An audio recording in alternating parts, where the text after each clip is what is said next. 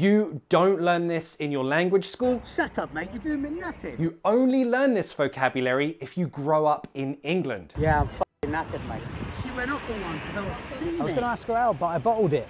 I have been asking one question on my Instagram lately. What is this man saying?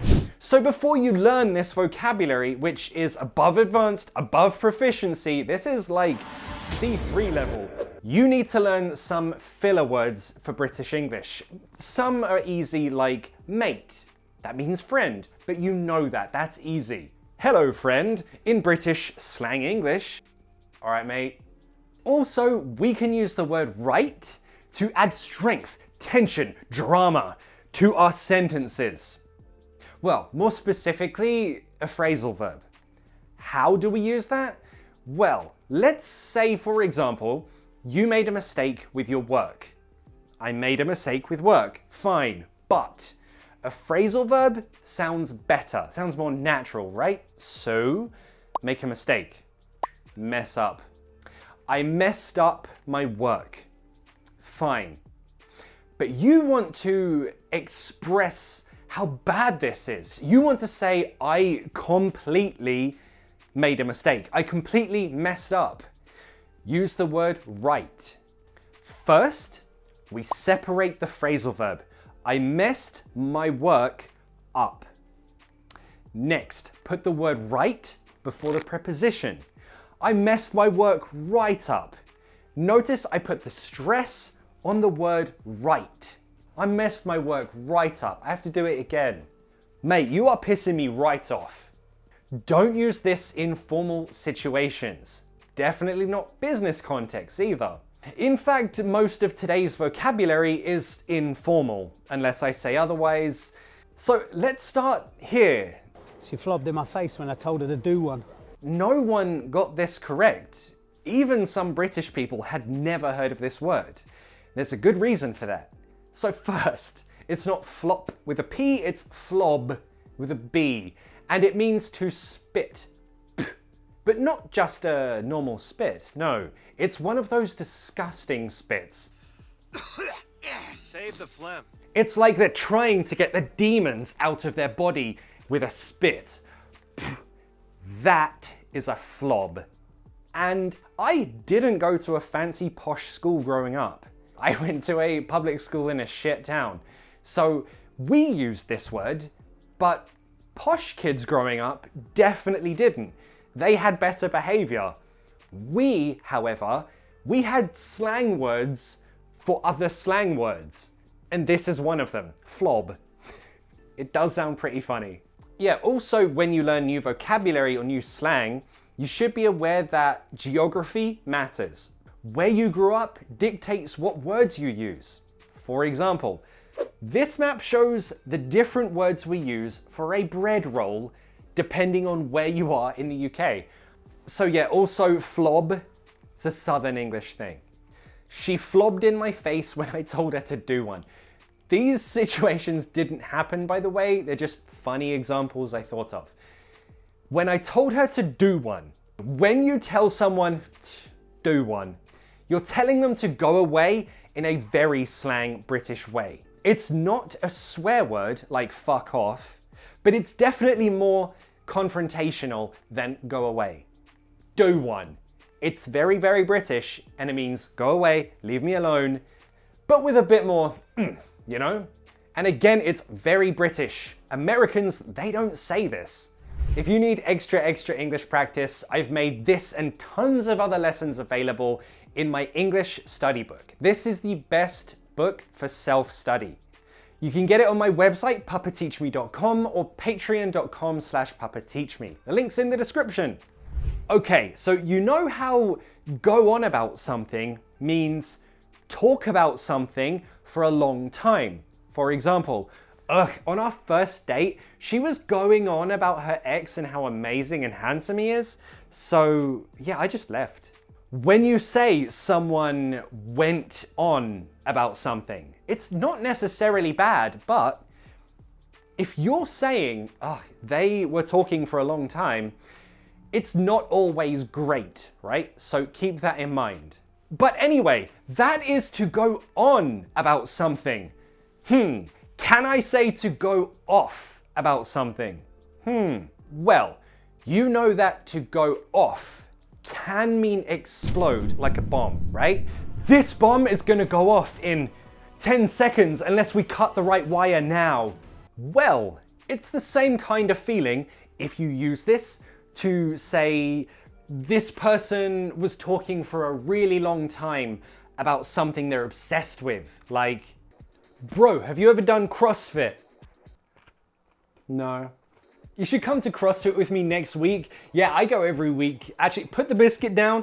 I go like 3 times a week. You should come next week. The trainer works you so hard. You'll be sweating so much. Mate, stop going on about CrossFit. No one cares. Or if that person is angry and talking in an explosive way, like, she was very angry. What did she do? She went off on one. Ugh, my mate was going off on one about CrossFit. Like, I get it, you're insanely fit. Stop talking. He's very annoying.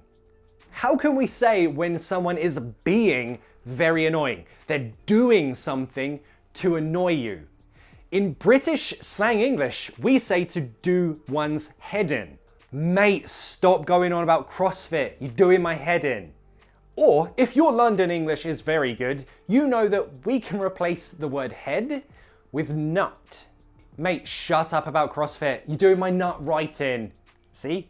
Ugh, he really goes on. But why are you so angry? Why are you so annoyed today? Why are you so irritable? Maybe it's because you're super tired today. Now, in British slang English, you know we have a word for very tired. Knackered or shattered. Say it with me, 2 syllables. Knackered. Knackered. Shattered. Shattered. I'm knackered, mate. I'm shattered, mate. Mate, I worked all night. I am well knackered. That is your 3rd filler word. We use well before an adjective, again, to give emphasis to that adjective. Again, this is very British slang, so very informal. I am well knackered. You look well tired, mate. She is well fit. That guy, yet he is well rich. Also, we can replace the word well with proper. Again, this is only British English. Americans don't say this, so I am proper shattered. Mate, are you okay? You look proper tired. Oh, she's gonna be well angry. You messed it right up. You are proper stupid. But why are you so proper knackered? Maybe it's because last night you were drinking. You got drunk. You got so drunk that you couldn't talk properly. You couldn't focus. You couldn't think. We have a British English slang expression. You were steaming. Steaming is a great word for drunk, but if only there was something that could show me exactly how drunk I was using my illustrations and a lot of vocabulary for different words for drunk. Where would I find such a thing? Let's talk about last night. Why did you get so steaming? Well, actually, it was a mistake. You didn't want to, it just happened because you were nervous. Why were you nervous? Well, you are really in love with your friend Hayley. You want to confess your love to her, but you're very nervous. So, I know, a little bit of Dutch courage and I'll be fine. By the way, what do you say for that? When you drink a little bit to get a confidence boost? We call it Dutch courage. I don't know why Dutch. So you're nervous, okay, but you're getting Dutch courage from the beer in your new Papa Teach Me pint glass full of vocabulary. And you're like, Okay, so I'm just gonna say, hey Hayley, I bought you this bouquet of flowers. Do you wanna come live with me on my farm?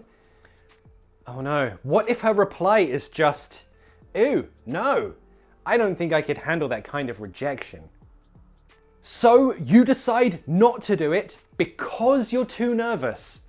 When that happens, the British slang expression is to bottle it. I bottled it. Did you ask Hayley out? No, I bottled it. I knew you'd bottle it. He bottled it, everyone. He bottled it. And finally, stitch someone up. I tried to explain this to someone the other day, but it's very difficult to explain. So if I read you the Google definition, okay, so to manipulate a situation so that someone's placed at a disadvantage or wrongly blamed for something. Yes, we mostly use this when we put someone in a bad position or say that this bad thing happened because of that person.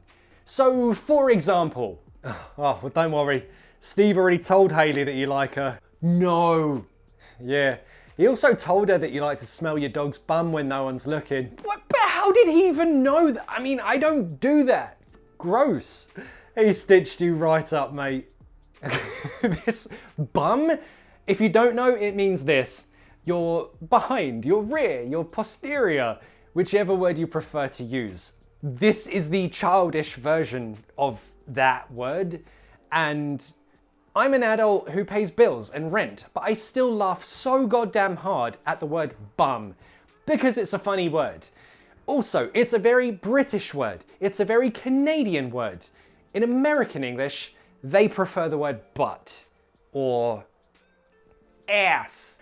Put all of these words together into a story.